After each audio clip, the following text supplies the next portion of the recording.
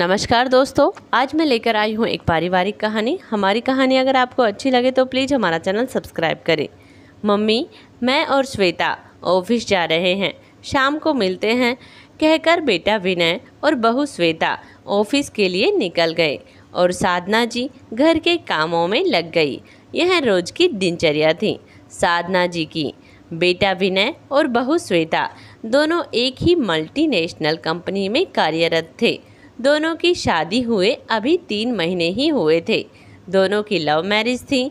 बचपन में ही विनय के सर से पिता का साया उठ चुका था। बस तब से साधना जी ने अकेले ही पाला पोसा था विनय को। पहले खुद भी साधना जी नौकरी किया करती थी और घर और विनय को भी संभालती थी, इसीलिए वह नौकरी वाली औरतों की समस्या से वाकिफ़ थी। विनय ने बड़े होकर घर की सारी जिम्मेदारी संभाल ली और साधना जी से घर पर रहकर आराम करने को कहा। जो इंसान कभी खाली ना बैठा हो उसे आराम करना कहाँ पसंद आता है। साधना जी ने घर पर रहकर भी व्यस्त रहने का जुगाड़ कर लिया। उन्हें खाना बनाना बहुत पसंद था। जब वे ऑफिस जाती थी तब उनके बनाए खाने से ऑफिस का सारा स्टाफ उनके टिफ़िन के प्रति अपना आकर्षण कम नहीं कर पाता और सभी उनके बनाए खाने की बहुत तारीफ़ करते। बस साधना जी ने टिफ़िन बनाने का बिजनेस शुरू कर दिया था। विनय को माँ का यूँ खाना बनाकर लोगों को देना पसंद ना था। वह कहता कि माँ, तुम्हें क्या कोई कमी है जो तुम यह काम करती हो। इस पर साधना जी कहती कि वे व्यस्त रहना चाहती हैं बस, और बदले में अगर 2 पैसे भी मिल जाते हैं तो क्या बुरा है। बहू श्वेता के आने के बाद भी साधना जी पूरे घर का काम अकेले ही संभालती और उनका हुनर भी बरकरार था। श्वेता आज के मॉडर्न ज़माने की लड़की थी। उसे अपनी सासू माँ का टिफ़िन बनाना बिल्कुल पसंद ना था। एक दिन वह बोली, माँ, आप अपने आप को व्यस्त रखना चाहती हैं, इसमें कोई बुराई नहीं है, मगर काम तो कोई स्टैंडर्ड से चुनती। आप यह जो टिफ़िन बनाती हैं, शायद आप नहीं जानती कि हमें कितनी शर्मिंदगी होती है। हम दोनों पति पत्नी इतनी बड़ी मल्टीनेशनल कंपनी में नौकरी करते हैं और आप यहाँ यह लो स्टैंडर्ड काम कर रही हैं। साधना जी बोली, बहू, कोई भी काम छोटा या बड़ा नहीं होता। काम तो काम होता है और खाना बनाना मेरा हुनर है, इसमें शर्मिंदगी की क्या बात है। मैं तुम दोनों को भी तो टिफ़िन देती हूँ। तुम्हारे ऑफिस से आने से पहले तुम दोनों का खाना तैयार रखती हूँ। मुझे इन सब से खुशी मिलती है। मगर श्वेता उनकी पूरी बात सुने बिना अपने कमरे में चली गई। यह श्वेता ने पहली बार नहीं किया था। दरअसल वह जान चुकी थी कि साधना जी बहुत सीधी सादी युवती हैं, इसीलिए श्वेता जो मुंह में आता वो बक देती और हमेशा साधना जी की बेइज्जती कर अपने कमरे में चली जाती। साधना जी कभी पलटकर उल्टा जवाब नहीं देती थी, बस इसी बात का फ़ायदा उठाती थी श्वेता। साधना जी सोचती कि एक दिन श्वेता सुधर जाएगी।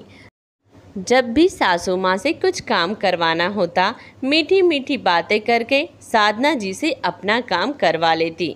चाहे अपना फटा कपड़ा सिलवाना हो या कुछ नया खाने का मन हो। साधना जी ने विनय की तरह ही बहू को भी खूब प्यार दिया था।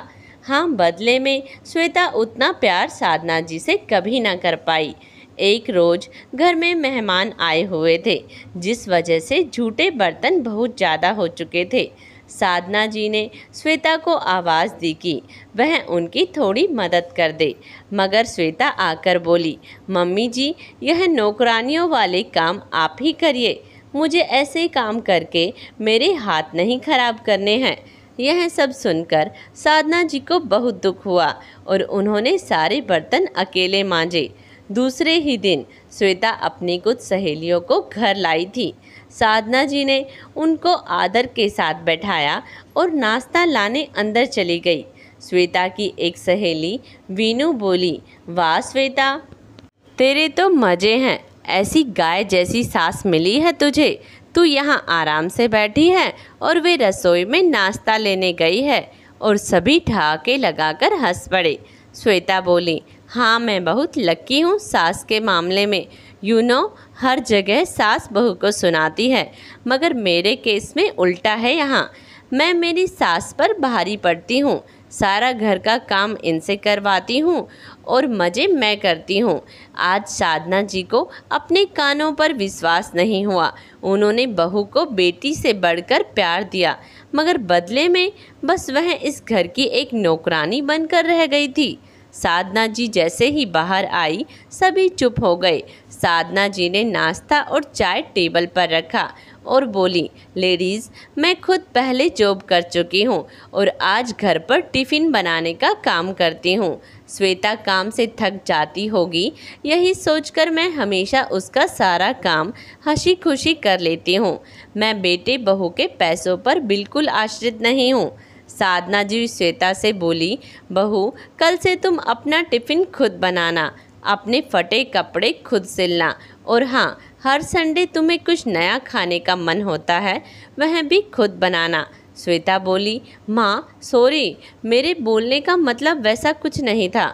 श्वेता ने सोचा, जिस तरह वह हमेशा अपनी सास को मीठी मीठी बातों से फंसा लेती है, वैसे ही इस बार भी उन्हें पटा लेगी। मगर उसके विपरीत आज साधना जी ने श्वेता की पूरी बात नहीं सुनी और बोली, बहू, ताली एक हाथ से नहीं बजती। प्यार और सम्मान पाने के लिए पहले प्यार और सम्मान देना होता है। मैंने कभी तुम में और विनय में फ़र्क नहीं किया था, मगर आज तुमने मुझे फ़र्क समझा दिया।